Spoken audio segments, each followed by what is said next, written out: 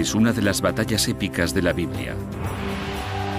Un ejército de nómadas emerge del desierto y destruye las murallas de una ciudad fortificada. No mediante la fuerza, sino a través de la fe.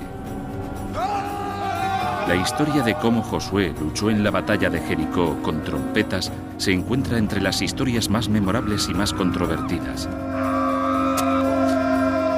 Pero aquella no fue la única victoria de Josué. La Biblia relata que el ejército israelita avanzó hasta conquistar Canaán y asentarse en la tierra prometida. No hay duda de que los antiguos israelitas ocuparon la región que ahora llamamos Israel y los territorios palestinos. De hecho, sus exigencias territoriales aún causan graves conflictos en la zona. Pero, ¿empezó todo con la batalla de Jericó? Para contestar a esa pregunta, recurriremos a algunas de las últimas investigaciones arqueológicas y científicas y llegaremos a una conclusión sorprendente.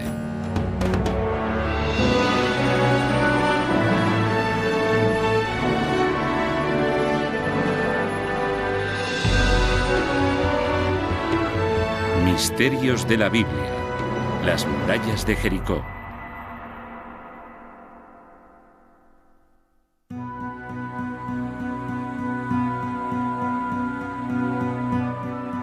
Oriente Próximo hace unos 3000 años. Una región que incluso entonces se enfrentaba a la violencia y a la guerra. En las montañas del noreste del Mar Muerto, un soldado se prepara para atacar. Es Josué, sucesor del gran líder Moisés y uno de los guerreros más famosos de la Biblia. Desde aquí, Josué mira al oeste a través del valle del Jordán hacia la tierra prometida. Aquí fue donde vivió su ancestro Abraham, y Josué cree que debe instalarse allí también. Pero hay un problema. La tierra ya está ocupada por los habitantes de la zona, los cananeos. Josué tendrá que luchar por ella. Aunque no está solo, lidera a unas 150 personas, hijos de esclavos hebreos que escaparon de Egipto. Estos han pasado 40 años caminando por el desierto, ahora se preparan para la guerra. Su primer objetivo será la fortaleza cananea de Jericó. Es un momento decisivo en la historia del antiguo Israel, según la estudiosa del Antiguo Testamento Rachel Havelock. Es una historia sobre los comienzos, los orígenes de una nación, y en muchos sentidos es en realidad la historia del nacimiento del antiguo Israel. Y la batalla de Jericó es solo el principio. El principio de una guerra santa en la que Josué y los israelitas derrotan rápidamente a los cananeos y los matan. La historia es sorprendente y aún no ha acabado. La guerra de Josué continúa hoy en día. Por un lado están los palestinos, que dicen ser descendientes de los cananeos, y por otro los israelíes, que dicen ser descendientes de los israelitas. Y los dos siguen intentando recuperar la misma tierra, así que lo que pasó hace 3000 años sigue ocurriendo en la actualidad. Pero si Josué mató a los habitantes de Canaán y ocupó su tierra, debió de dejar pruebas.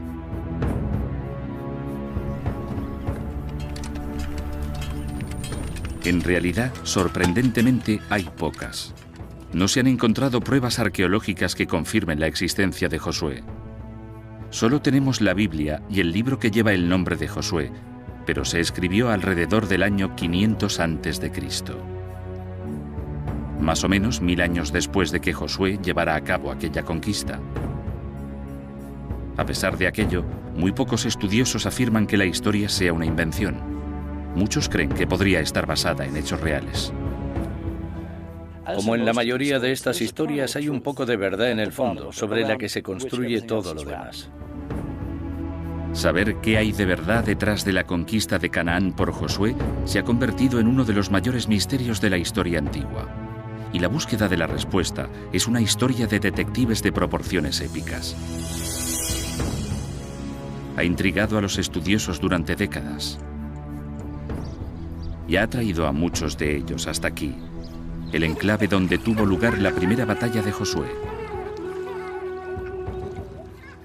Este es el Jericó moderno, una ciudad oasis en medio del valle del Jordán. El arqueólogo Bill Dever es un experto en la historia de la zona. Jericó es un emplazamiento único, el más importante al sur del mar de Galilea y el valle del Jordán. Su historia se debe a que hay una fuente de agua. La gente de Jericó sigue usando la fuente que proporciona ese agua. Cerca de la fuente hay algo que parece una colina pequeña, pero es algo muy diferente. Es un montículo de ocupación, donde los habitantes de la antigua Jericó fueron construyendo sus ciudades, unas encima de otras durante siglos. Quizá una de ellas fuera la Jericó de Josué. Entre los primeros arqueólogos que intentaron descubrirlo estaba John Garstang, un catedrático de la Universidad de Liverpool. Sus informes de campo originales han sido conservados por la encargada del museo, Felicity Cobbing. Estas fotografías se tomaron entre 1931 y 1936. Las fotografías de Garstang documentan un descubrimiento increíble.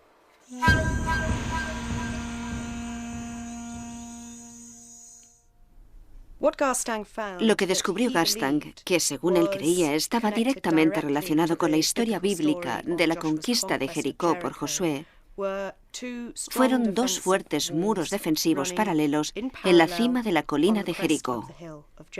Ladrillos de barro muy profundos y, evidentemente, muy resistentes. Usando fragmentos de cerámica como pruebas, Garstang puso fecha a estos muros de ladrillo. Año 1400 a.C., exactamente la época en la que la Biblia sugiere que tuvo lugar la batalla de Jericó. Es más, los escribas que copiaron la historia afirman que la ciudad que atacó Josué estaba muy fortificada. Y eso fue lo que encontró Garstang. Descubrió que los muros de ladrillo se habían construido sobre antiguas fortificaciones de piedra.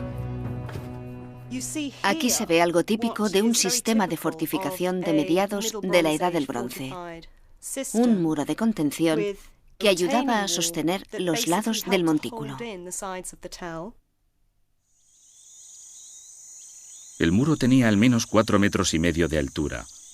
En lo alto había una primera pared de ladrillos. Después, una pendiente empinada cubierta con cal. Y finalmente, el muro de ladrillos principal de 2 metros de grosor y al menos 4,5 metros de altura.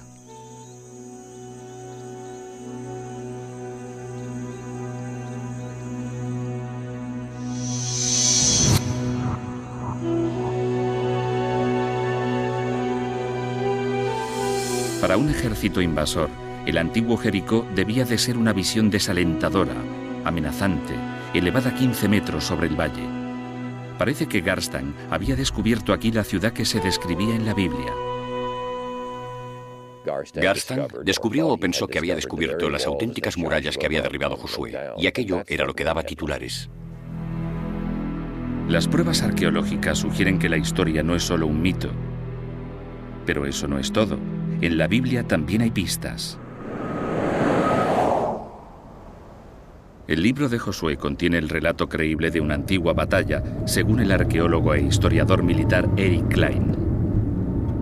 En cuanto a la historia, es totalmente plausible que Josué quisiera atacar Jericó. El hecho de que Jericó fuera un oasis lo convertía en un lugar extremadamente valioso, con provisiones de comida y bebida. Además, está de camino a las tierras altas centrales. Si quieres hacer esa ruta, tienes que atacar Jericó. No hay manera de evitarlo. Y no solo es verosímil el campo de batalla, sino también la forma en que Josué dirigió la batalla. Según el texto, Josué parece ser un líder militar excelente. Es un general muy bueno, lo compararía con Patton o Montgomery. Como esos generales en la Segunda Guerra Mundial, la historia relata que Josué basó su estrategia en un punto clave: la inteligencia militar. Según la Biblia, Josué envió espías israelitas a explorar la ciudad, Sus soldados se infiltraron con éxito en Jericó, pero entonces hicieron algo inesperado. Nuestros trabajadores espías van inmediatamente a una posada que lleva a una prostituta.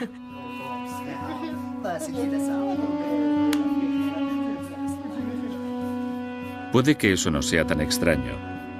Las inscripciones antiguas revelan que los burdeles eran las pensiones de la antigüedad. Eran el sitio ideal para mezclarse con la gente y para reunir información sobre el enemigo. ¿Quién mejor que una prostituta o chica de alterne? Averiguaron rápidamente lo que necesitaban saber.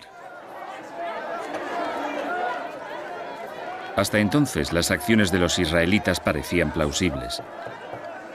Jericó era un objetivo estratégico. Usar espías, una estrategia clásica. Pero, ¿y la gente que vieron los espías allí dentro? Por el tamaño de la antigua Jericó, probablemente había 1.200 habitantes, hombres, mujeres y niños que la historia llama cananeos.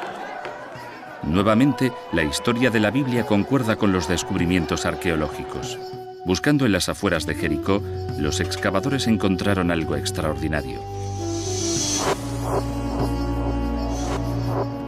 Tumbas. Contenían esqueletos de 3.500 años, esqueletos cananeos enterrados con sus objetos funerarios, que unían a la gente de Jericó con un mundo más grande, en una verdadera cultura cananea, cuyas ciudades se extienden por lo que hoy es Siria, Líbano, Israel y Jordania.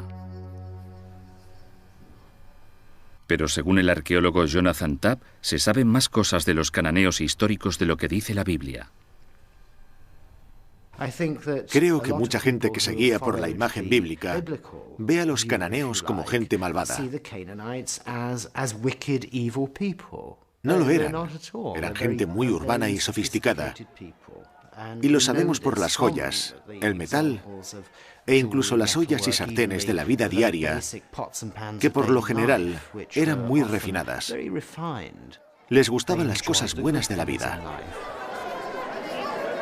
La arqueología ha revelado que los cananeos fueron los primeros en usar un alfabeto.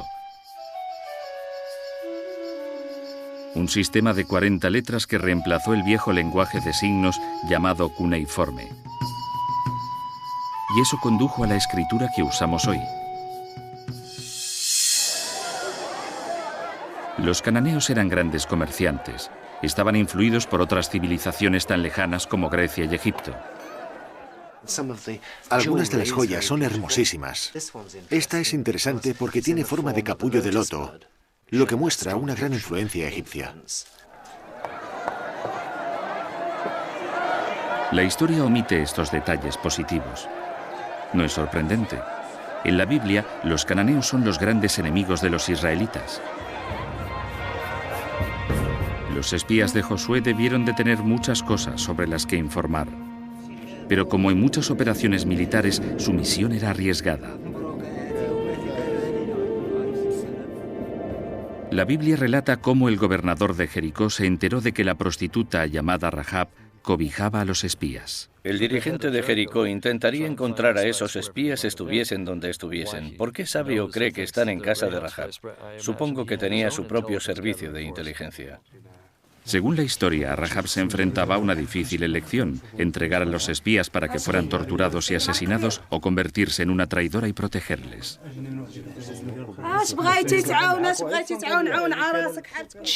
Les dijo a los espías que sabía que Israel conquistaría aquella tierra. Sabía que Dios les había prometido aquella tierra. Y Rahab se encargó de toda la situación. Escondió a los espías en sus reservas de cereales, en el tejado. Unos minutos después llegaron los soldados cananeos. Pero Rahab consiguió convencerles de que los espías ya se habían marchado y mandó a los soldados a buscarles.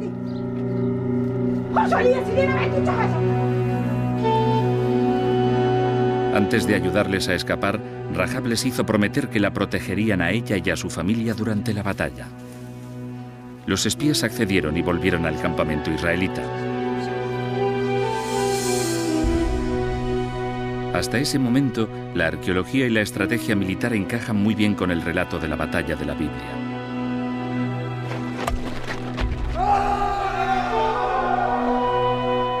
Pero la parte esencial de la historia la constituye el avance de Josué hacia Jericó y el uso de las trompetas para conquistar la ciudad.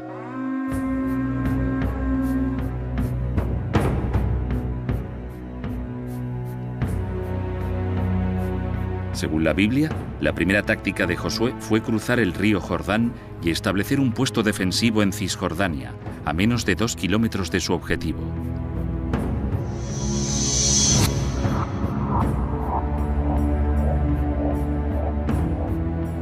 Lo que hizo a continuación debió de sorprender a todo el mundo. En lugar de dirigirse hacia Jericó, ordenó a sus tropas, acompañadas por sacerdotes que hacían sonar trompetas, que marcharan a su alrededor una vez al día durante 6 días.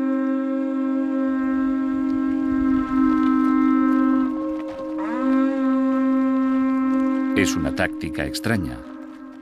Quizá aquí la realidad deja paso a la ficción, o quizá no.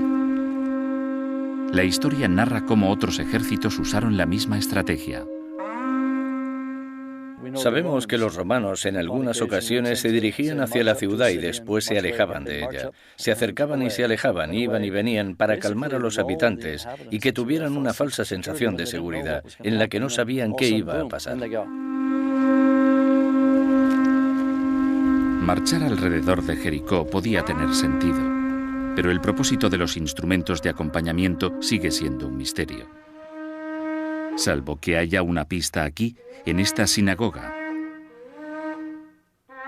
La religión judía encuentra sus raíces en los primeros israelitas y las trompetas siguen figurando en sus rituales actuales. Pero no las trompetas modernas que conocemos, según el músico Alan Friedman. Este sería el tipo de trompeta que habrían usado los sacerdotes de Jericó. Es el cuerno de una cabra de montaña, también llamada carnero.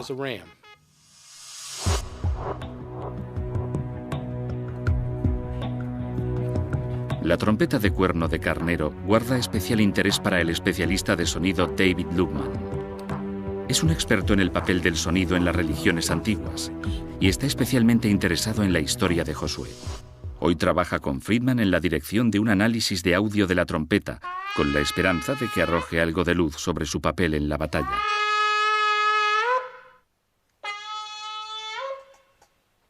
De vuelta en su laboratorio, Lubman analiza los resultados. Sabe muy bien que el sonido puede tener un uso militar. Durante la guerra de Vietnam, el ejército estadounidense reclutó a Lubman para construir una cámara de pruebas de sonido donde pudieran recrear niveles de sonido de alta intensidad. Una vez, un experimento salió mal. El cierre hermético de la cámara de pruebas falló. El sonido se escapó, con dramáticas consecuencias para uno de los técnicos del laboratorio.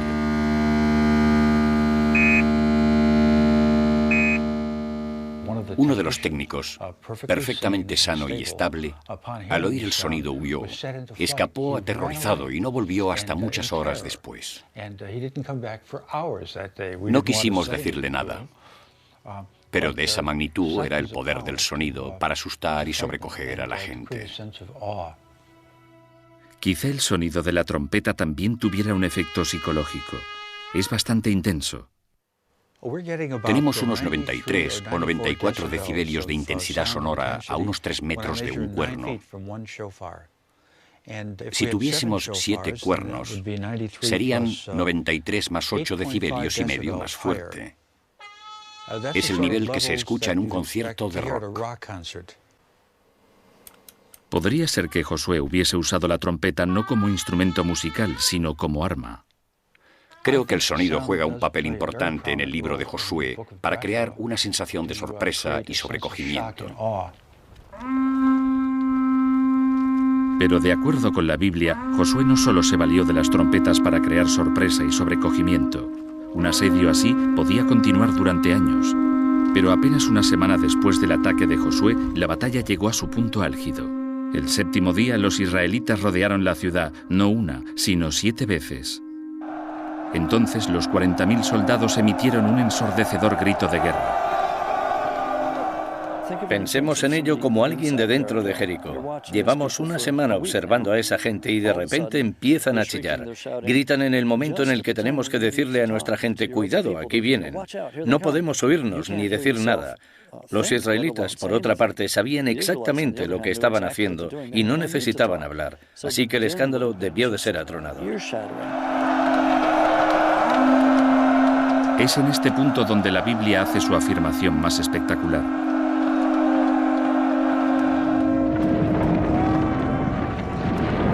Ese escándalo, que iba en aumento, hizo que se derrumbaran los ladrillos de los muros de Jericó, lo que permitió a las tropas de Josué trepar por encima de los muros caídos para atacar a los soldados cananeos y para masacrar a todos los que había dentro.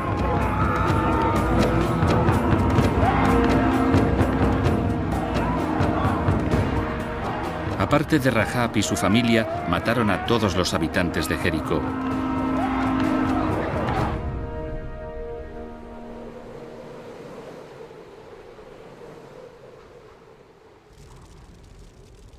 E incendiaron su poderosa ciudad.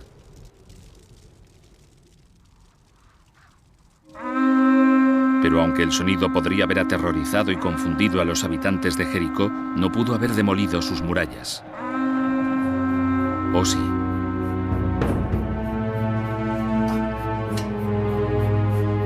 La posibilidad intriga al catedrático Barry Gibb del Departamento de Investigación de Audio de la Universidad de Liverpool. Ayudado por su colega Gary Schiffer, examina el impacto físico del sonido sobre objetos sólidos.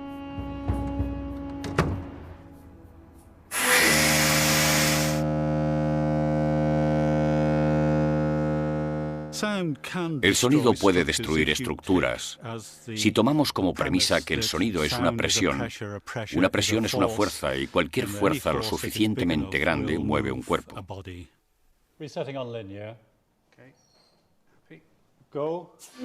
Gibb y Schiffer están haciendo experimentos para entender el principio científico exacto que se oculta tras el fenómeno. Lo que hago es poner polvo en el embudo.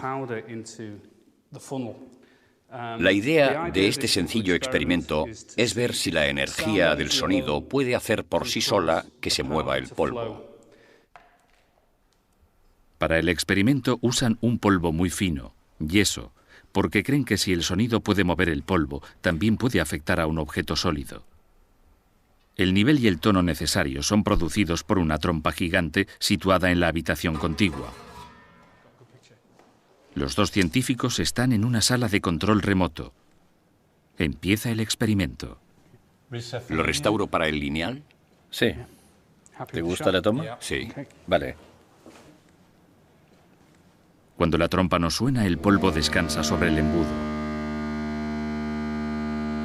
Cuando está encendida, sucede algo increíble. El polvo circula como si fuera un fluido. Sigue siendo un misterio por qué sucede esto, pero el profesor Gibb cree que las ondas sonoras rompen los enlaces entre las partículas de polvo. El efecto es espectacular y sugiere la posibilidad de que un objeto sólido también se vea afectado. Esto es un ladrillo similar a los que debieron de usarse para construir los muros de Jericó. Ahora queremos reemplazar el polvo por el ladrillo y repetir la prueba. Se repite el experimento.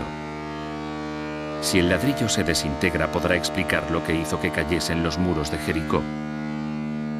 Los niveles de sonido producidos en esta cámara de pruebas son mucho más altos que los de las trompetas de Josué. Si el ladrillo no responde aquí, es poco probable que hubiese sido dañado en Jericó.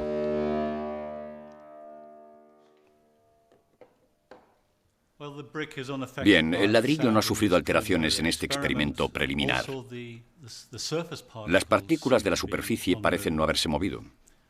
Por todo esto, yo diría que puede que los muros de Jericó se derrumbasen, pero no fue el sonido el que lo causó.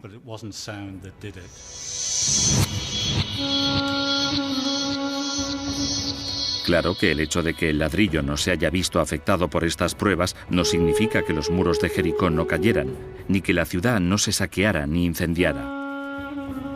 Ni mucho menos.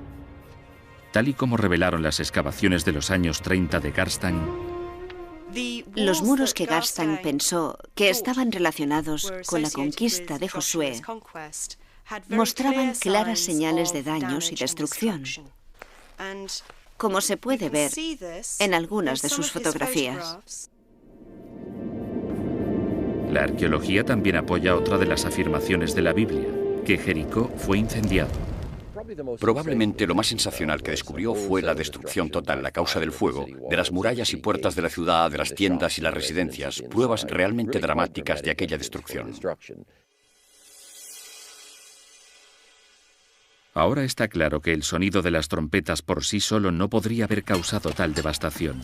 Aún así, muchos de los detalles encajan. Los documentos arqueológicos parecen concordar notablemente con el destino de Jericó que se describe en la Biblia. Pero si las trompetas no derrumbaron los muros de Jericó, ¿qué lo hizo? Quizás haya una pista al principio de la historia.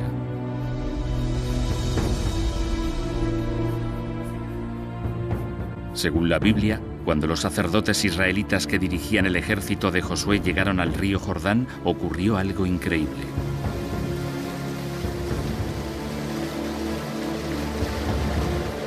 El nivel del agua descendió.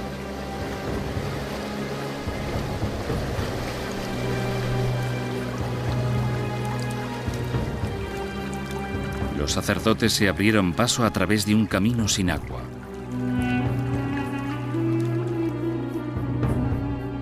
Fue un momento milagroso, pero no el único. El río Jordán también dejó de fluir en julio de 1927, y estas fotos de la época nos explican por qué.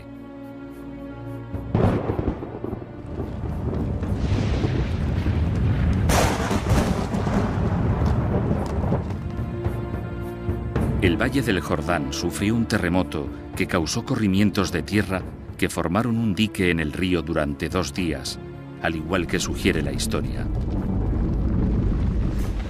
Es más, los sismólogos creen que un terremoto también podría haber sido responsable de la destrucción de Jericó. La explicación exacta queda clara en el Instituto Sismológico de Israel. Aquí, los ordenadores registran las lecturas de unos sensores repartidos por todo Israel, Cisjordania y Jordania. Vigilan una gran falla que corre a lo largo del Valle del Jordán, una falla que ha causado fracturas menores, una de las cuales discurre justo bajo el muro oriental del antiguo Jericó, haciéndolo especialmente vulnerable a la actividad sísmica. Y hay evidencias arqueológicas que sugieren que en la ciudad se dieron terremotos no una, sino muchas veces, como descubrió el arqueólogo John Garstan. Jericó sufrió terremotos importantes en más de una ocasión. En los niveles más tempranos encontró grietas muy distintivas que separaban enterramientos anteriores. Aquí se ve que la grieta cercenó la cabeza de este sujeto. Pero si el daño de los muros de Jericó lo causó un terremoto en lugar del sonido, ¿dónde deja eso a Josué y a su ejército? ¿Quizás el terremoto devastó la ciudad en el mismo momento en que los israelitas la atacaban? Es increíble, pero es lo que sugerían las pruebas de Garstan.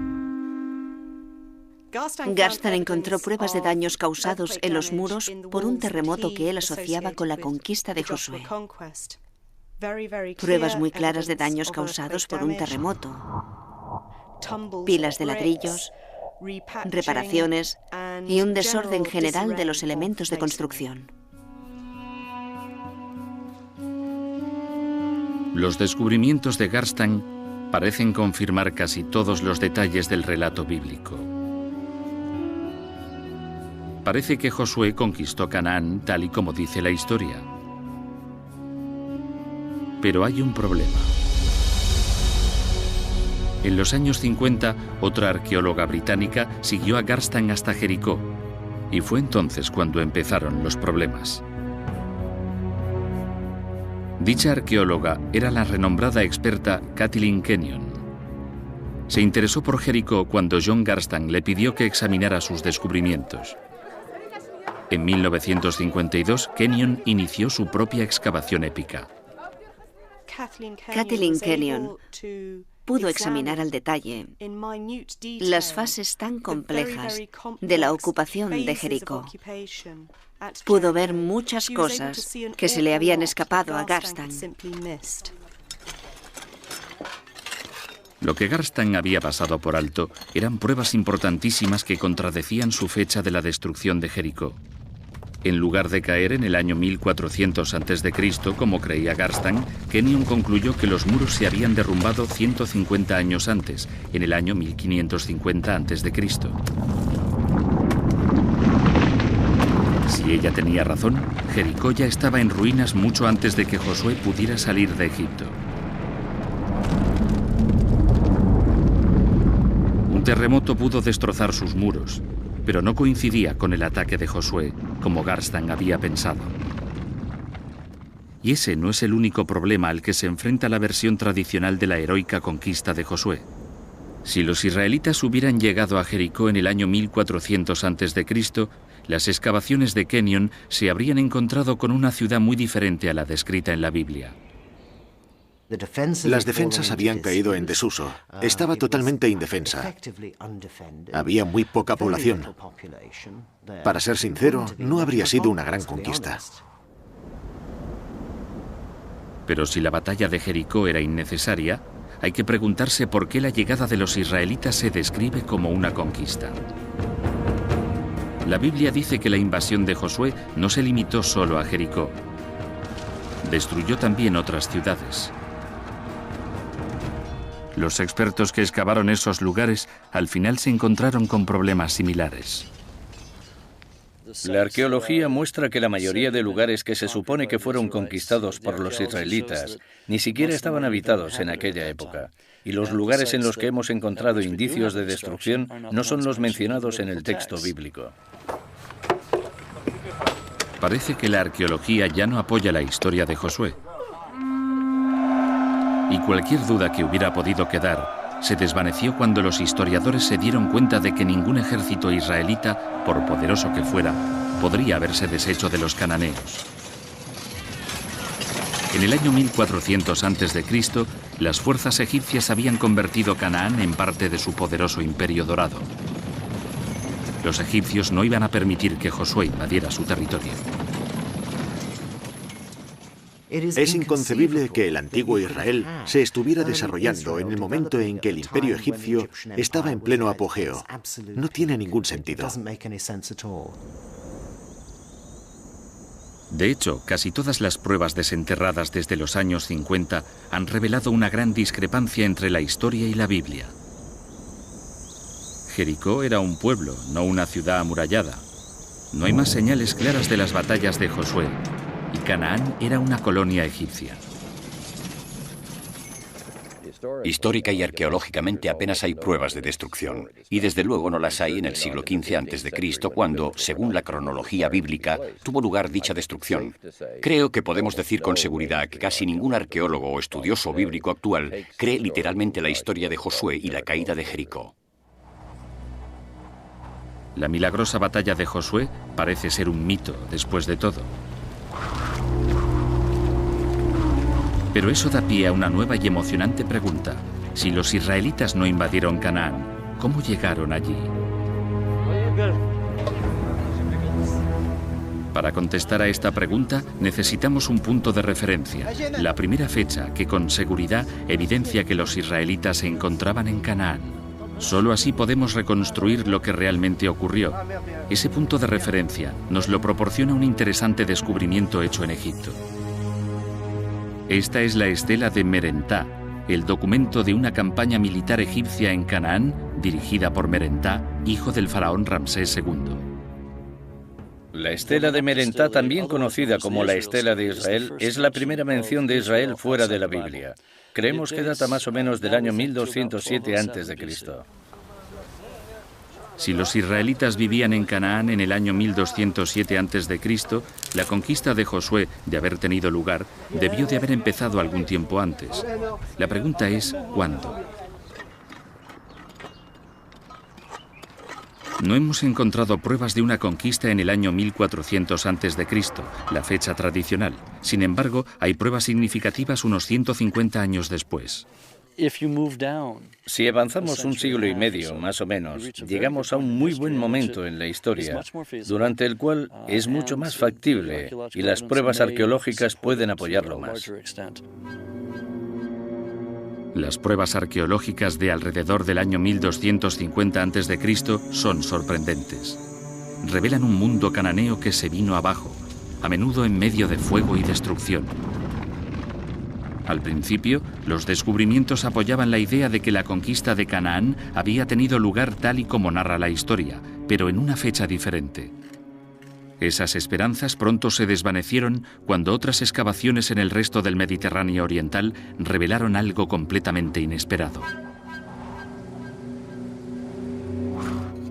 Fuera lo que destrozó la sociedad cananea, también golpeó a todas las civilizaciones de la región. Y estaba ocurriendo algo más, algo mucho más dramático.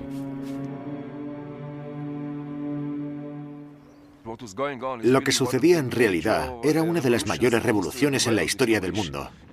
La total aniquilación del mundo antiguo y la aparición de algo completamente diferente. La causa de la catástrofe es un misterio. Pero una nueva idea muy controvertida que la explica puede revelar también cómo tuvo lugar la conquista de Canaán en realidad. La teoría tiene que ver con la destrucción. No la destrucción infligida por un general militar, sino por la madre naturaleza.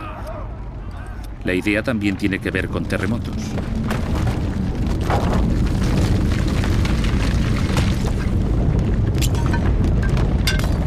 Pero con una gran diferencia respecto a los temblores que habían destruido las murallas de Jericó 300 años antes. Esta actividad sísmica afectó a todo el Mediterráneo oriental. En este mapa se han señalado las ciudades destruidas entre 1225 y 1175 a.C. Algunos de los lugares son grandes. Está Micenas en Grecia, Troya, la famosa Troya de Anatolia, y más abajo tenemos un grupo de lugares en lo que hoy es Israel. Otro mapa nos muestra la actividad sísmica significativa registrada en la misma zona durante el siglo XX. Si superponemos un mapa encima de otro, surge un patrón increíble. Prácticamente hay una relación de 1 a 1. Allá donde tenemos un grupo de antiguos asentamientos destruidos, tenemos un terremoto moderno de alta intensidad en la misma región. Hasta hace poco era inconcebible que la actividad sísmica hubiera podido causar tanta destrucción en la misma zona y al mismo tiempo.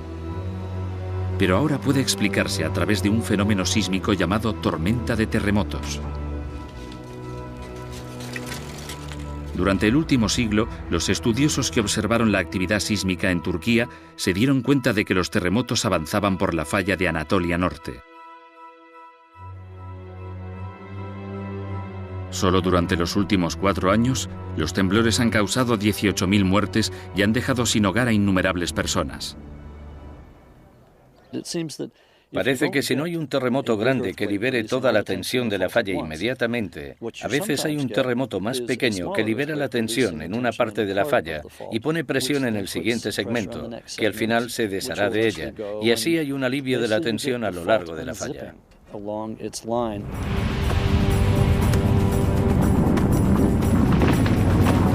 Klein sugiere que hace 3.000 años, una tormenta de terremotos se desató no solo en el Valle del Jordán, sino a lo largo del Mediterráneo oriental con consecuencias catastróficas.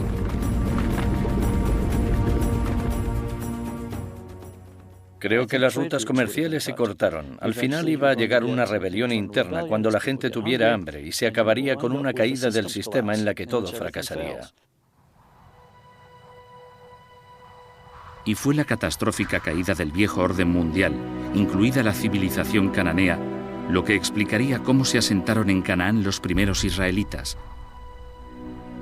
No mediante la conquista, sino gracias a un simple oportunismo.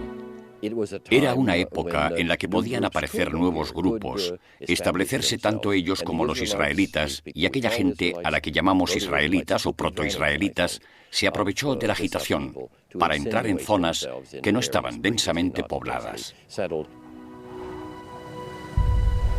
Esto se aleja mucho del relato de la Biblia. Pero si Josué y los israelitas entraron en la tierra prometida, así, por infiltración más que por conquista, en los documentos arqueológicos tendrían que aparecer señales delatoras de un nuevo pueblo.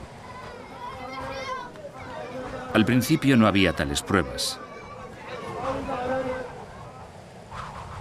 Durante los años 80, unos arqueólogos que excavaban las tierras altas de Israel y Cisjordania empezaron a encontrar lo que buscaban. Restos de cientos de pequeñas comunidades granjeras muy distintas a los edificios cananeos conocidos.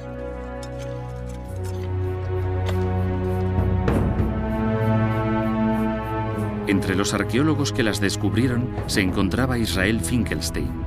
Nos llevó al pueblo de Isbet Sarta, 8 kilómetros al nordeste de Tel Aviv. Un pequeño yacimiento que había excavado por primera vez hacía 25 años. El yacimiento está cubierto de vegetación, pero aún se pueden ver algunos de los edificios. En particular, la silueta de un nuevo tipo de vivienda, una granja de 4 habitaciones totalmente diferente a la arquitectura cananea. El edificio está aquí. Tiene un patio central en el medio y 2 pasillos a los lados. Estaba rodeado de silos para guardar cereales y había más edificios en las afueras.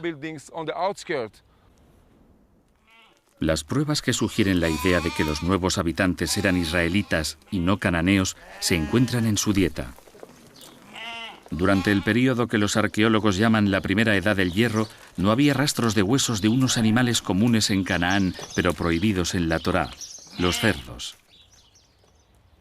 Vemos algo interesantísimo y nuevo en su comida, en sus prácticas culinarias. Esta gente de las tierras altas al principio del hierro no comía cerdo.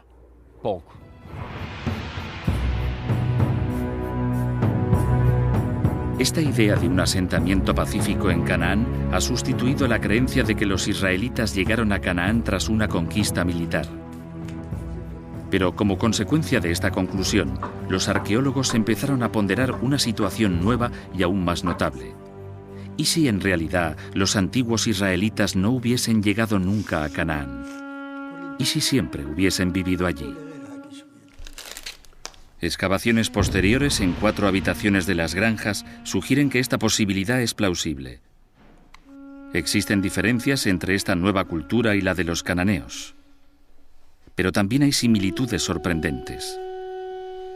Cuando los arqueólogos empezaron a comparar la cerámica de los granjeros de las tierras altas con la de la vieja población cananea, descubrieron algo asombroso. La antigua sociedad israelita era, en muchos aspectos, un reflejo pobre de la sociedad cananea. No era tan elegante ni tan sofisticada, pero era exactamente la misma. En la costa de Siria se encontraron más paralelismos entre las culturas israelita y cananea.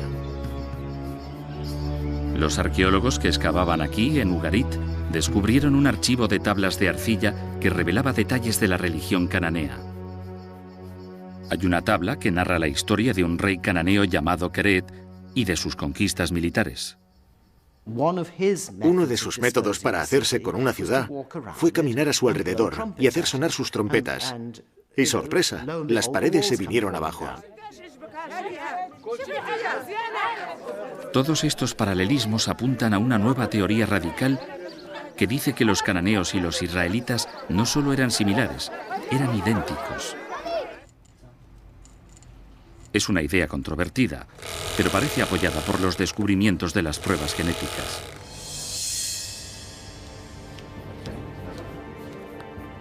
El antropólogo cultural Yossi Nagar ha estudiado antiguos esqueletos cananeos. Comparando su ADN con el ADN de la población actual de la región, ha llegado a la conclusión de que muchos de los judíos, árabes israelíes y palestinos actuales comparten una herencia racial común. Esto sugiere que sus ancestros, los israelitas y los cananeos, eran la misma gente. Los israelitas y los cananeos son lo mismo, pero están separados. Están separados por la teología, no por la biología. Son lo mismo.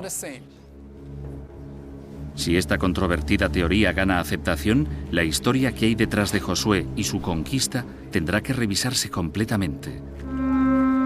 Josué y su ejército israelita no llegaron a Jericó y mataron a los cananeos. Eran cananeos. No eran invasores militares, no asestaron un golpe a las grandes ciudades-estado de Canaán, ni aniquilaron a la población cananea. Me parece que la mayoría de nosotros cree que los israelitas eran cananeos, quizá granjeros y agricultores que fueron expulsados de sus tierras por sus señores cananeos.